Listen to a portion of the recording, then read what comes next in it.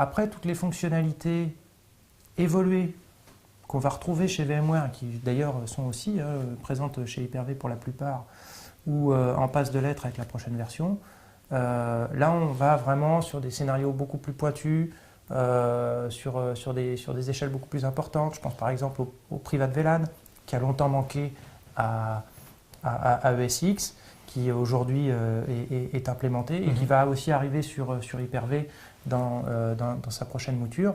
C'est typiquement une fonctionnalité dont on a besoin dans des scénarios de cloud, par exemple, quand on veut s'affranchir de la complexité d'un plan d'adressage, et qui manque vraiment aujourd'hui si on veut faire du découpage de VLAN, par exemple, pour faire du provisioning de réseau dans le cadre d'un cloud. Parce qu'effectivement, on n'aura pas la flexibilité qu'apportent ces fonctionnalités aujourd'hui.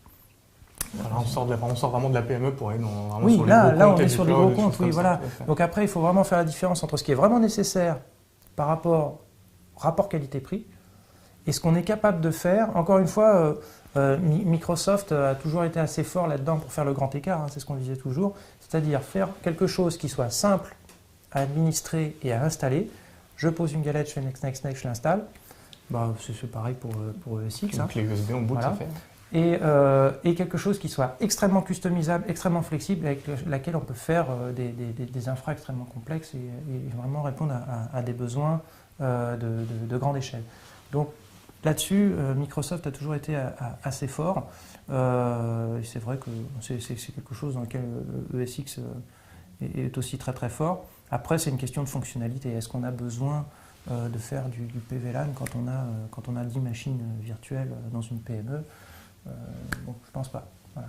Non, au niveau PME, bien sûr. Mais de toute façon, les licences Essential se cantonnent à des choses bien plus simples. Oui, voilà, tout à fait. Mais, non, bien sûr. Après, c'est vrai que Hyper-V, généralement, on a tout. C'est posé, on l'utilise, on ne l'utilise pas. C'est un petit peu l'aspect un petit peu différent où on a une offre VMware où on a des licences qu'on va débloquer. Et puis et l'aspect Microsoft où on a plus un aspect, ok, on sait qu'on est challenger, mais on vous apporte toutes les fonctionnalités dont vous avez besoin et c'est inclus. Il n'y a pas de déblocage de clés qu'il faut rajouter pour débloquer une fonctionnalité.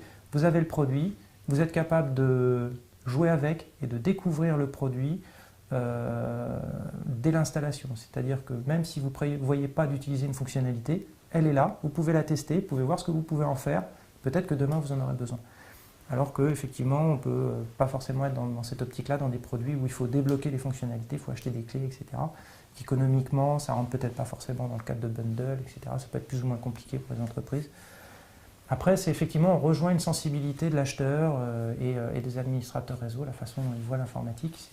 Dans les PME, c'est très important souvent. Il y a vraiment un aspect important de la personne qui utilise l'outil.